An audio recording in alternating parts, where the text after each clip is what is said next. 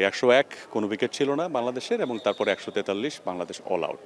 What happened there? উইকেটের অবস্থা কি ছিল? জিম্বাবুয়ের বিপক্ষে যেটা হয়েছে সেটাকে আসলে সহজে মেনে নেওয়া উচিত নাকি আমরা একটু খারাপ ব্যাটিং করেছি? 50 দিয়ে ক্যারিয়ারটা শুরু করলেন এবং ঠিক চতুর্থ ম্যাচ যখন খেলছেন হোম অফ ক্রিকেটে আসলেন, হিউজ ক্রাউড, প্রত্যেকের সামনে নিজের পারফরমেন্সটা আরও একবার 50 করলেন। নিজের পারফরমেন্সটাকে কীভাবে ইভ্যালুয়েট করছেন? 4টা ম্যাচ খেলছেন, সামনে বিশ্বকাপ। আলহামদুলিল্লাহ, আসলে ক্রাউডের কথা যেটা বলেন আমি এনজয় করি এটা। আর ওয়ার্ল্ড কাপের কথা এখনও ভাবতেছি না আমি, যেহেতু সিরিজ চলতেছে, আরও একটা ম্যাচ বাকি। আমি সবসময় প্রেজেন্টে থাকা ট্রাই করি এবং সামনে আর একটা ম্যাচ আছে, সামনের ম্যাচে এখন ফোকাস থাকবে। তো যেটা হয়েছে আলহামদুলিল্লাহ। উইকেটটা নিয়ে একটু আপনার কাছ থেকে শুনতে চাই। 101 কোনো উইকেট ছিল না বাংলাদেশের এবং তারপরে 143 Bangladesh all out. What happened there? উইকেটের অবস্থা কি ছিল? আসলে উইকেটটা অতটাও ইজি ছিল না, যেভাবে আমরা ব্যাটিং করছি। আসলে একটা ভালো শুরু পাইছি আমরা, এটা আমরা ক্যারি করতে পারছি। মাঝখানে একটু একটু বাজে ব্যাটিং হয়েছে, তো it's a part of game, এটা হতে পারে। ইনশাল্লাহ আমরা সামনের ম্যাচে আরও ভালো করবো ইনশাল্লাহ। হতেই পারে, ক্রিকেট বলেই আসলে হতে পারে, কিন্তু যখন বিশ্বকাপের আগে অপোনেন্টটা হচ্ছে জিম্বাবুয়ের বিপক্ষে যেটা হয়েছে সেটাকে আসলে সহজে মেনে নেওয়া উচিত নাকি আমরা একটু খারাপ ব্যাটিং করেছি? আসলে দেখেন, যেটা জিম্বাবুয়ের কথা বলেন, ওপোনেন্ট কখনো টি-20 খেলা ছোট বড় নাই। যে যার দিনে বেস্ট ক্রিকেটটা খেলবে সেই আসলে উইন হয়। তো আসলে একটা ব্যাড ডে গেছে আমাদের জন্য, যদিও একটা ক্লোজ গেম ছিল, আমরা ভালোভাবে উইন হয়েছি, তো এতেই আলহামদুলিল্লাহ। বোলিংটা কিভাবে অ্যাড্রেস করতে চান? বোলিংয়ে আমরা দেখলাম তানজিম সাকিব কিছুটা এক্সপেন্সিভ ছিল। কোনো দিন কেউ ভালো করবে, কেউ খারাপ করবে, এটাই ক্রিকেট, এটাই আমাদের মেনে নিতে হবে। তো আসলে ফিজ ভাই, সাকিব ভাই আসার পরে আমাদের বলিং ইউনিটটা আরও স্ট্রং হয়েছে, সাথে তাসকিন ভাই তো অনেক ভালো ফর্মে আছে। তো সবার কম্বিনেশনে আর কি আজকে এই উইনটা। ফিজ সাকিবের কথা বললেন, তাদের কাছ থেকে এমন কোনো কিছু শেয়ার্ড হয়েছে কিনা যেটা আপনাকে অন্যরকমভাবে ইন্সপায়ার করেছে, বা তারা পার্সোনালি আপনাকে এখন পর্যন্ত কোনো কিছু বলেছেন কিনা, ইন্সপায়ার করেছেন কিনা? আসলে দেখেন, ওনারা ড্রেসিং রুমে থাকা মানে একটা ইন্সপিরেশন।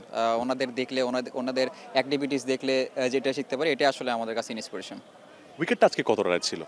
আসলে দেখেন, 150 এখানে এক ভালো স্কোর ছিল। যদিও আমরা যেরকম শুরু পাইছিলাম, এটা আসলে 170-80 হইতে পারতো, বাট যেটা হয় নাই। বাট 144 আমরা যেটা 143 আমরা যেটা করছি, এটাও আসলে আমাদের বিশ্বাস ছিল যে আমরা এটা চেস করতে দেবো না ওদের। ব্যাটিং ইউনিট হিসেবে আমরা কতটুকু স্টেবল মনে হয়েছে এই সিরিজটাতে আপনার কাছে? কারণ আমরা যেহেতু সামনেই ওয়ার্ল্ড কাপ খেলতে যাব, এখানে অনেক ধরনের এক্সপেরিমেন্ট চলছে যেগুলো হয়তো ইন্টারনালি আপনারা জানেন। সেখানে ওভারঅল ইউনিটটাকে কতটুকু স্টেবল মনে হচ্ছে, নাকি মনে হচ্ছে আরও কাজ করার জায়গা রয়ে গেছে? আসলে দেখেন না, প্রত্যেক গেমে আমাদের ইমপ্রুভমেন্টের কিছু জায়গা থেকে, কোনোদিন হয়তো আমরা টপ অর্ডার ভালো করতেছি, কোনোদিন মিডল অর্ডার ভালো করতেছি। তো যেদিন আসলে আমাদের এই কম্বিনেশনটা ভালো হবে, সেদিন মনে হবে যে না, আমাদের ইউনিটটা ভালো। রাইট। সো আপনাদের একটা ট্যাকটিক্যাল চেঞ্জ আমরা দেখলাম, দুজন লেফট আর্ম স্পিনারকে নিয়ে আজকে আপনারা নেমেছেন। এটার পেছনের কি লজিক কাজ করেছে টিম ম্যানেজমেন্টের ওভারঅল, আমরা কি আপনার কাছ থেকে একটু জানতে পারবো in short?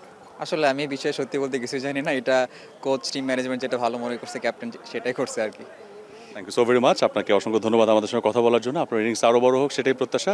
Thank you so very much. Tanzid Tamim, তার সঙ্গে কথা হচ্ছিল, উইকেট নিয়ে বলছিলেন কিছুটা স্লো উইকেট ছিল, but they started really well. 101 হয়েছিল বাংলাদেশের, এবং তারপর যখন প্রথম উইকেট পরে, সেখান থেকে আর 42 রান যেতেই পুরো 10টা উইকেট কলাপস করেছে। ক্রেডিটটা জিম্বাবুয়ের বোলারদেরকে দিয়েছেন তানজিদ তামিম, এবং উইকেট কিছুটা স্লো ছিল। 150 স্কোরটাকে তিনি স্ট্যান্ডার্ড বলছেন এখানে, বাট বাংলাদেশ যেভাবে শুরু করেছিল, we thought it could have been 180 or close two 200, but পরবর্তী যে স্কোরটাই হয়েছে, এই স্কোরটাকেই স্ট্যান্ডার্ড মানতে চান তানজিদ তামিম, অর 150, অ্যারাউন্ড 150 কিছু একটা স্ট্যান্ডার্ড ছিল বলে তিনি মানতে চান। বাট ওভারঅল যেভাবে অপোনেন্ট সাপেক্ষে আমাদের ব্যাটাররা যেভাবে আউট হয়ে গেছে, সেখানে হয়তোবা অতৃপ্তির একটা জায়গা তো টিম ম্যানেজমেন্টের অবশ্যই থাকবে, কারণ দুই উদ্বোধনী ব্যাটার যেভাবে শুরুটা করে দিয়ে এসছেন, তারপরের জায়গাটুকুতে আরও একটু বেটার পারফরমেন্স প্রত্যেকের কাছ থেকে এক্সপেক্টেড ছিল। বল হাতে ভালো পারফরমেন্সের কারণে বাংলাদেশ এই স্কোরটা ডিফেন্ড করেছে, যদিও জিম্বাবুয়ে প্রায় ছুঁই একটা অবস্থায় চলে গিয়েছিল। 5 রানে বাংলাদেশ ম্যাচটা জিতেছে। It was not convincing victory. So এই জায়গা থেকে কাটাছেড়ার অনেক কিছুই আছে, এই ম্যাচ থেকে রসদ অনেক কিছুই আছে, যেই জায়গাটা বাংলাদেশ টিম হয়তোবা টিউন করতে চাইবে, ঠিক করতে চাইবে। Let's see.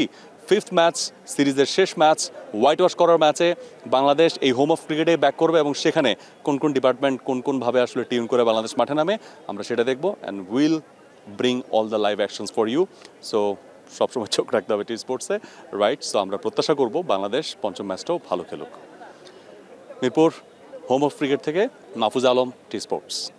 For more updates, subscribe to our YouTube channel and click on the bell icon. Follow us on Facebook and Instagram. Download T-Sports app to enjoy exciting games and highlights. Visit tsports.com.